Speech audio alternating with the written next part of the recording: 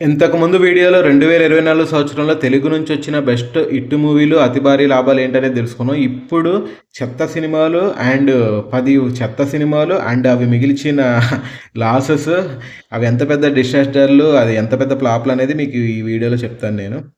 So 2024 సంవత్సరం టాలీవుడ్కు మిశ్రమ ఫలితాలను అందించింది. ఎన్ని హిట్లు ఉన్నాయో అంతకు మించి ఫ్లాపులు కూడా ఉన్నాయి. కొన్ని సినిమాలు ఎవ్వరూ ఊహించని వసూలుతో బాక్సాఫీస్ వద్ద బ్లాక్ బస్టర్గా నిలిస్తే మరికొన్ని చిత్రాలు మాత్రం అట్రా ఫ్లాప్గా మారాయి. భారీ అంచనాలతో వచ్చిన చాలా సినిమాలు ఈ ఏడాది తీవ్ర నిరాశపరిచాయి. నాన్ థియేటికల్ రైట్స్తో కలుపుకొని నిర్మాతలు సేఫ్ అయ్యారేమో కానీ థియేటర్లో మాత్రం ఆశించిన స్థాయిలో పర్ఫామ్ చేయలేకపోయాలి. థియేటర్కల్ రివ్యూ పరంగా బిగ్గెస్ట్ డిసాస్టర్గా మారిన 10 సినిమాల గురించి ఇప్పుడు తెలుసుకుందాం. అందులో రెండో మూడో రవితేజ ఉంటాయి, అది మీరు చూడాలి ఇక్కడ. మిస్టరీ వెంకటేష్గా నటించిన సైంధవ సినిమా అయితే తన కెరీర్లోనే అతిపెద్ద పరాజయం చవిచూశారు.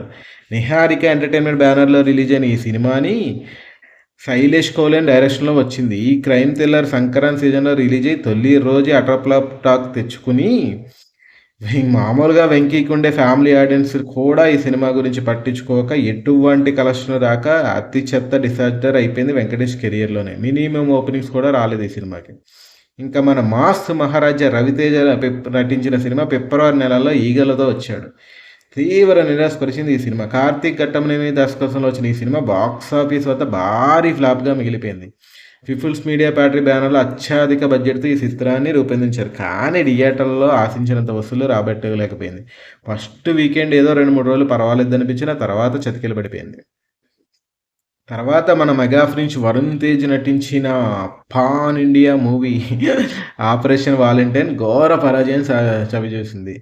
శక్తి ప్రసాద్ సింగ్ డైరెక్ట్ చేసిన ఈ సినిమాని సోనీ పిక్చర్స్ భారీ బడ్జెట్తో నిర్మించింది. 2019 జాకోలెట్ ఎయిర్ ఎఫెక్ట్స్ ఆధారంగా ఈ సినిమాని తీశారు. మార్చి మొదటి వారంలో వచ్చిన ఈ సినిమా ఆడియన్స్ ఈ మాత్రం థియేటర్లకి రప్పించలేకపోయింది. దీంతో భారీ ఫ్లాప్ రిజల్ట్ను అందుకుంది ఈ సినిమా.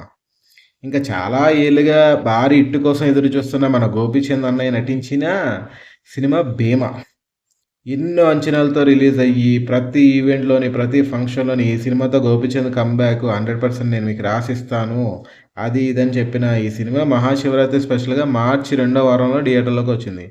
మొదటి రోజు ఒక మోస్తారు వసూల్ని రాబట్టింది, కానీ చివరకు లాస్ ప్రాఫిట్గానే మిగిలిపోయింది. ఇంకా మన కొండబాబు విజయ్ దేవరకొండ నటించిన ది ఫ్యామిలీ స్టార్ మూవీ సైతం డిసప్పాయింట్ చేసింది. పేరులో ఫ్యామిలీ ఉంది కానీ థియేటర్లకు మాత్రం ఫ్యామిలీ ఆడియన్స్ కాదు కదా, ఎవడో రాలేదు. పరశురాం తెరకెక్కించిన ఈ మూవీని దిల్ రాజు నిర్మాతగా వ్యవహరించారు. భారీ అంచనాల నడుమ ఏప్రిల్ ఫస్ట్ వీక్లో రిలీజ్ అయింది. మంచి ఓపెనింగ్స్ అయినా వస్తాయనుకుంటే అవి కూడా రాలేదు. కానీ ట్రేడ్ వర్గాలు మాత్రం ఫైనల్గా ఇది కూడా అటర్ ఫ్లాప్ మూవీ అని డిసైడ్ చేశారు.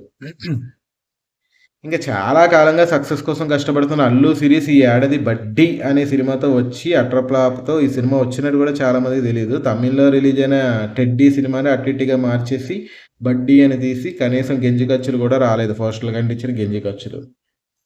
ఇంకా ఎంతో ఎక్స్పెక్టేషన్తో వచ్చిన పూరి జగన్నాథ్ గారి డైరెక్షన్లో రామ్ హీరోగా నటించిన డబ్బల్ ఇస్మట్ సినిమా ఫ్లాపులకే అమ్మ మొగుడు లాంటి ఫ్లాప్ అయింది. చార్మి గారు పూరి గారు నిర్మించిన ఈ సినిమాని హనుమాన్ నిర్మాత భారీ రేటు కొనుగోలు చేశారు. అయితే పాన్ ఇండియా స్థాయిలో గ్రాండ్గా రిలీజ్ అయిన ఈ మూవీ దారుణ పరాజయం పాలైంది. పూరి రైటింగ్ అవుట్డేటెడ్ టేకింగ్ అంటూ పూరిని ట్రోల్ చేయడానికి అవకాశం కల్పించింది ఈ సినిమా. మళ్ళీ ఈ ఏడాదే మన మాస్ మహారాజా రవితేజ అకౌంట్లో పడిన మరొక అటర్ ఫ్లాప్ డిస్చార్జర్ మూవీ మిస్టర్ బచ్చన్. హరీష్ శంకర్ దర్శకత్వంలో పీపుల్ మీడియా ఫ్యాక్టరీ పతాకంపై ఈ మూవీ తెరకెక్కింది. ఇటు హిందీలో హిట్ అయిన రైడ్ సినిమాకి రీమేక్, కానీ హరీష్ తనదైన శైలిలో చాలా మార్పులు చేశారు, కానీ అవేమీ ప్రేక్షకులకి నచ్చలేదు.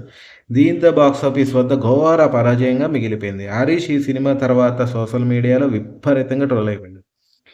ఇంకా మన సిద్ధార్థ నిఖిల్ బాబు తెలుసు కదండి, అదే స్వామిరారా హీరో, కార్తికేయ 2 హీరో. అతను నటించిన ఈ సినిమా ఈ ఏడాది అప్పుడో ఇప్పుడో ఎప్పుడో అంటూ వచ్చింది. ఆ సినిమా ఎందుకు తీశారో, ఎందుకు రిలీజ్ చేశారో తీసిన ప్రొడ్యూసర్ కానీ, డైరెక్టర్ చేసిన డైరెక్టర్ కానీ, హీరోగా యాడ్ చేసిన ఆ నిఖిల్ కానీ ఎవరికే తెలియదు. ఎలాంటి చెడు చెప్పుడు లేకుండా విడుదలైన ఈ సినిమా మొదటి రోజు మొదటి షోకి కూడా కనీసం ఓపెనింగ్స్ తీసుకోలేక రిలీజ్ రోజు నైట్కే థియేటర్లో బాక్సుల్ని సర్దేసి ఇంటికి వెళ్ళిపోయింది. ఇంకా మళ్ళీ మన మెగా ఫ్రెండ్స్ నటించిన వరుణ్ తేజ్ నటించిన మట్కా రూపంలో మరొక అటర్ ఫ్లాప్ సినిమా మనోడికి పడింది. వాస్తవ సంఘటనల ఆధారంగా డైరెక్టర్ కరుణ్ కుమార్ ఈ పీరియాడిక్ డ్రామాని తెరకెక్కించారు. వైరా ఎంటర్‌టైన్‌మెంట్స్, ఎస్ఆర్‌టి ఎంటర్‌టైన్‌మెంట్స్ కలిపి నిర్మించిన ఈ సినిమాలో వరుణ్ తేజ్ కెరీర్‌లోనే భారీ బడ్జెట్ సినిమా. అయితే మినిమమ్ ఓపెనింగ్స్ కూడా సాధించలేదు. ఈ సినిమాకి ఖర్చు పెట్టింది దాదాపు 40-50 కోట్లయితే టోటల్‌గా రూ. 1,00,00,000 కూడా రాలేదు దీనికి. అంటే మనం అనుకుంటాం కదా! సినిమాకి అంటించిన పోస్టర్ డబ్బులు కూడా రాలేదు. ఆ గెంజి డబ్బులు కూడా రాలేదు.